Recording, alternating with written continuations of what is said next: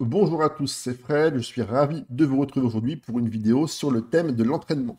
On va aborder ensemble aujourd'hui l'entraînement collectif et l'entraînement individuel, mais avant de commencer la vidéo, on va s'attarder sur ce qui est le plus important, c'est votre équipe de préparateurs pour avoir le meilleur staff possible pour les meilleurs modules qui sont disponibles. On va donc commencer par regarder ensemble quels sont les différents types de staff qu'on va pouvoir trouver. Pour les coachs des gardiens, certains seront spécialistes sur l'arrêt sur la ligne et d'autres dans les prises de balles.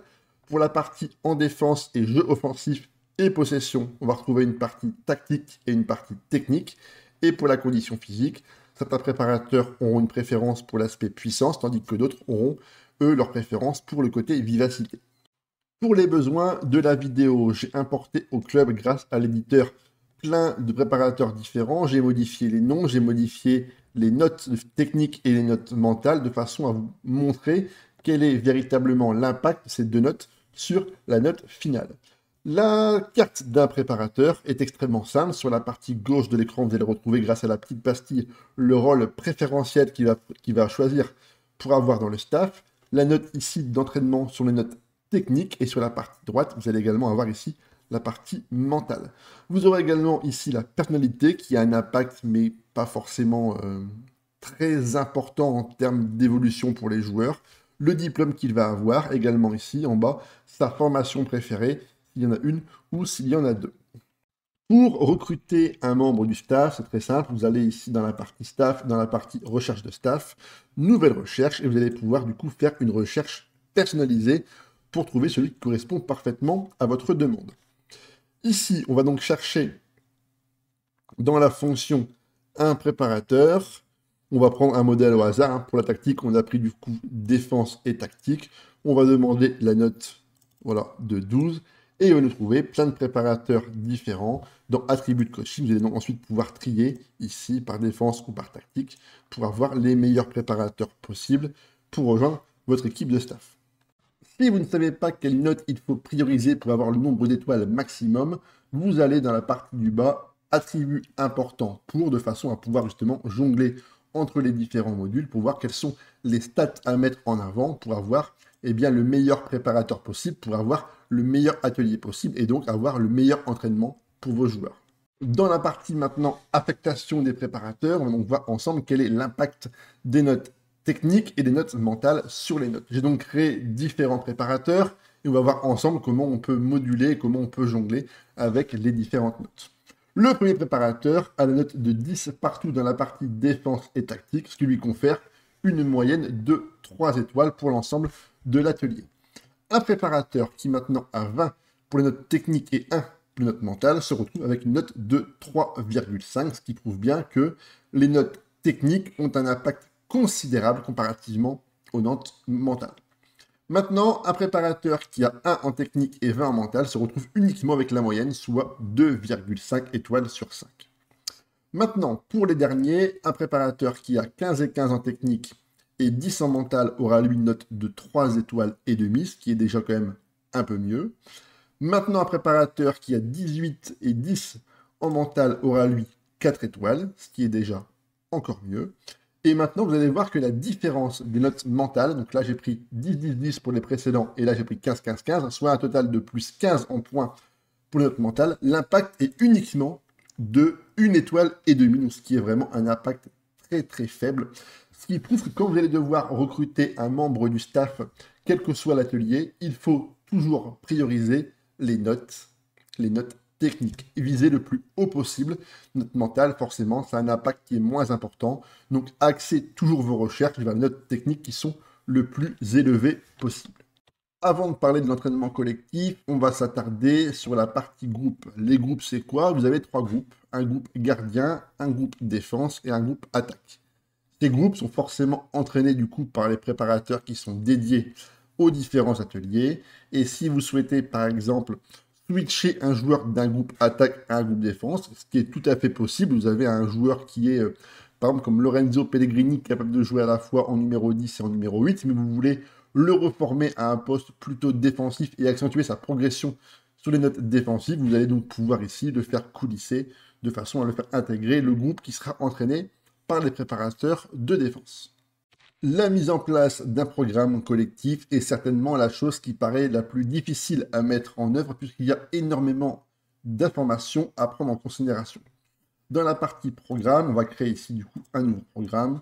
Et là, vous allez avoir à l'écran l'emploi du temps de la semaine, donc du lundi au dimanche, avec 3 séances qui sont dédiées par jour pour les différents groupes. On va prendre des exemples vraiment tout simples de façon à comprendre parfaitement comment on doit répartir l'entraînement pour que les joueurs aient une charge de travail plutôt équitable. On va maintenant passer à la partie entraînement collectif, ce qui est certainement une des choses les plus difficiles à comprendre et à mettre en place quand on est un joueur débutant. Ce programme, on va le créer de toutes pièces. On va aller dans Programme, ici, créer un nouveau programme.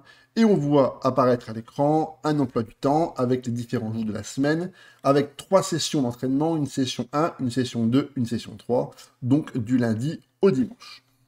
En dessous, vous avez différents ateliers pour que les groupes puissent travailler.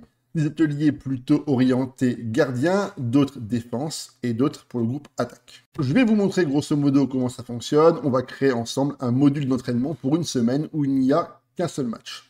On part du principe que le match a lieu le samedi et du coup, jour de match, hop, on intègre un jour de match ici et l'intensité est extrêmement forte, qu'elle soit pour le groupe gardien, le groupe défense ou le groupe attaque. Le match, c'est forcément ce qui est le plus énergivore en termes de travail et d'intensité pour les joueurs sur la semaine.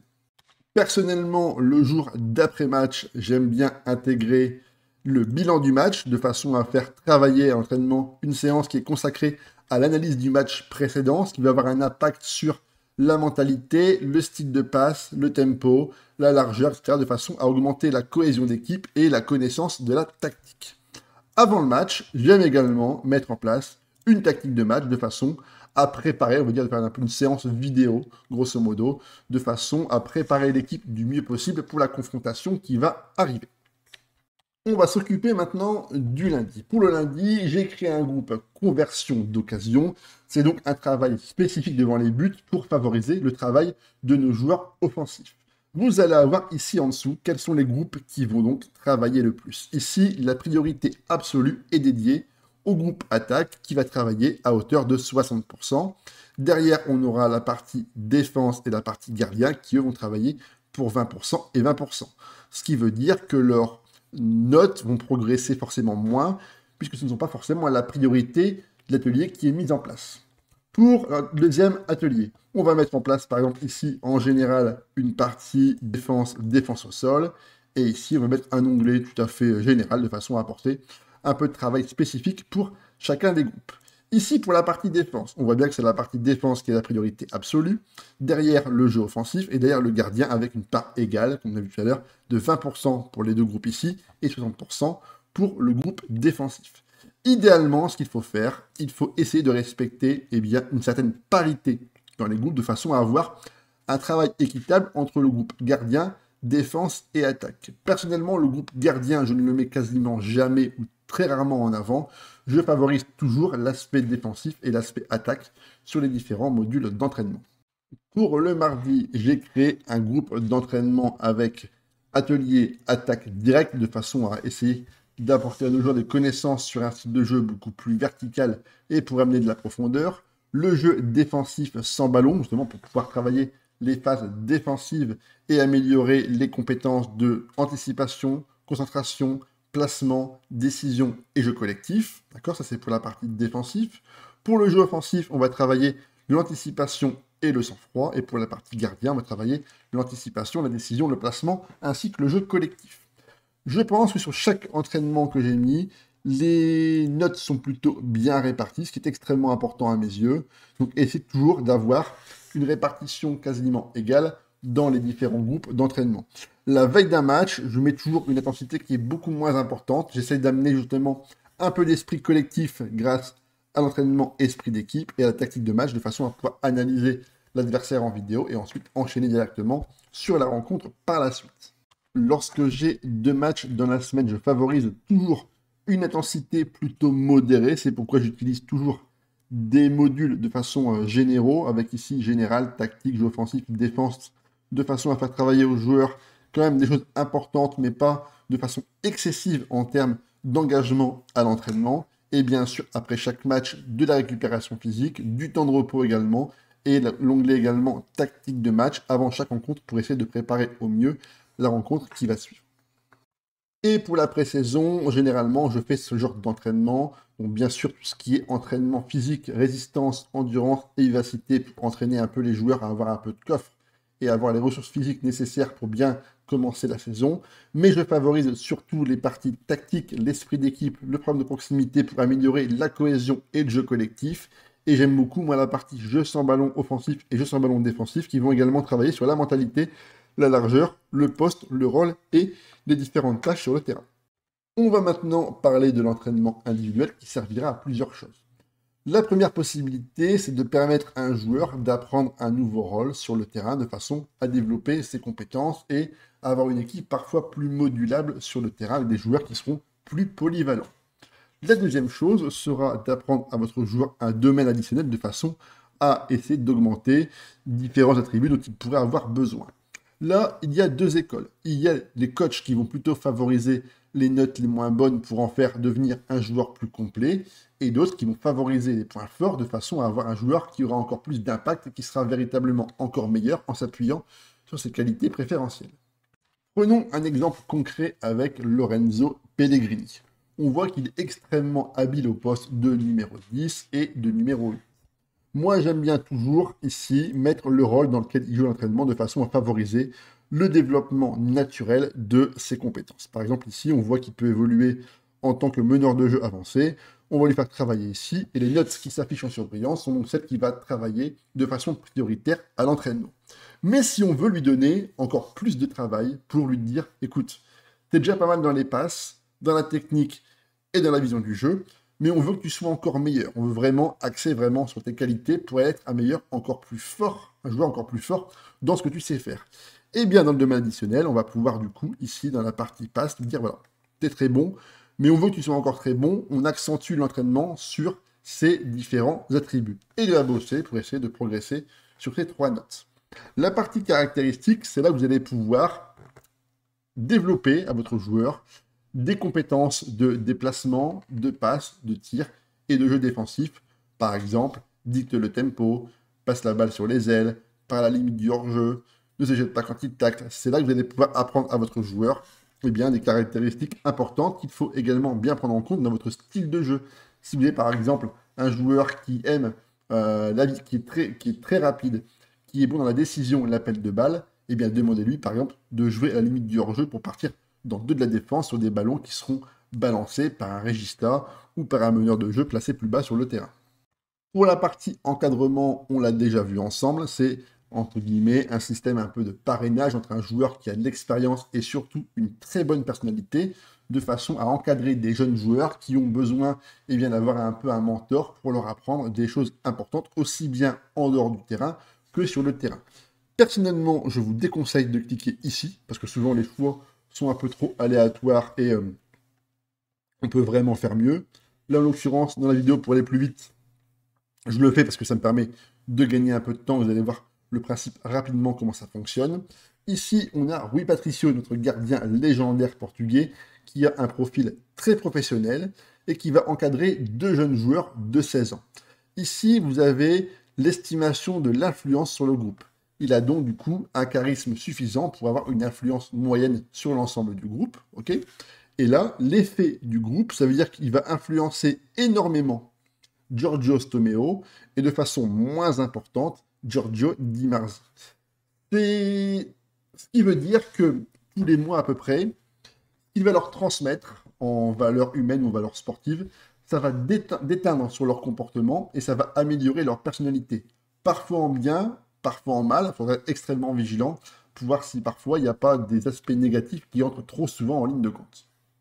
Pour la partie repos, la condition physique d'ensemble qui est matérialisée par un petit cœur vert va vous permettre en fait d'adapter l'intensité de l'entraînement. S'ils sont dans une forme absolument excellente et notamment en début de saison, moi je commence souvent par la double intensité de façon à vraiment pouvoir les faire bosser au maximum. Et plus j'avance dans la saison, plus j'essaye de faire attention justement à l'intensité vers le mois de mars-avril, quand vraiment il y a des matchs importants ou une répétition de matchs, des compétitions nationales entre le championnat, la coupe et parfois la LDC, eh bien je baisse naturellement ici de façon à diminuer l'intensité pour essayer d'avoir une certaine fraîcheur tous les jours au quotidien. Mais le plus important, c'est de penser à faire reposer vos joueurs à chaque fois le lendemain des matchs. Si vous ne faites pas ça, vous allez avoir de très très gros problèmes. Le lendemain d'un match, dès que vous arrivez sur le tableau ici où il y a les résultats, vous sélectionnez tous vos joueurs, faites comme ça ici, un petit clic droit, entraînement en repos, et vous mettez 1 ou 2 jours de repos. Ça, c'est extrêmement important et c'est la clé. Ça va permettre à vos joueurs de récupérer encore plus vite après un match. Bien sûr, on parle uniquement des joueurs titulaires. Plus vos joueurs seront frais, plus ils vont s'entraîner correctement, et donc plus ils vont progresser, et plus ils arriveront en match affûtés. Et de cette façon, ils vont pouvoir répéter les efforts et ensuite enchaîner les bons matchs et surtout les bonnes prestations. Et pour conclure la partie entraînement individuel, tous les vendredis, vous allez recevoir un rapport de votre préparateur vous indiquant quels sont les joueurs qui ont le mieux travaillé l'entraînement et ceux qui ont le moins bien travaillé. Il faut impérativement, toutes les semaines, aller ici, sur chaque fiche de joueur, penser à féliciter le joueur. Vous cliquez ici, vous avez montré de bonnes choses, continuez comme ça. Et ça va avoir un impact sur le moral du joueur. Et le fait de répéter l'opération, ça va impacter fortement l'atmosphère au club. Donc les joueurs vont se sentir bien et ça va développer l'esprit de cohésion et de collectif de vos joueurs. Et lorsqu'ils seront dans la difficulté, ils vont avoir tendance à se battre un peu plus les uns pour les autres et à amener justement parfois un supplément d'âme dans des matchs un peu compliqués. J'en ai maintenant fini avec cette vidéo. Merci à tous ceux qui vont partager, liker et commenter. Ceux qui ne sont pas encore abonnés, n'hésitez pas à le faire, c'est totalement gratuit et ça nous soutient, nous les petits créateurs de contenu. Vous trouverez également en description le lien vers mes différents réseaux, à savoir Twitch, Discord et également TikTok que j'essaye de lancer vraiment tout doucement. On se retrouve très vite pour une nouvelle vidéo. Allez, à ciao les gars.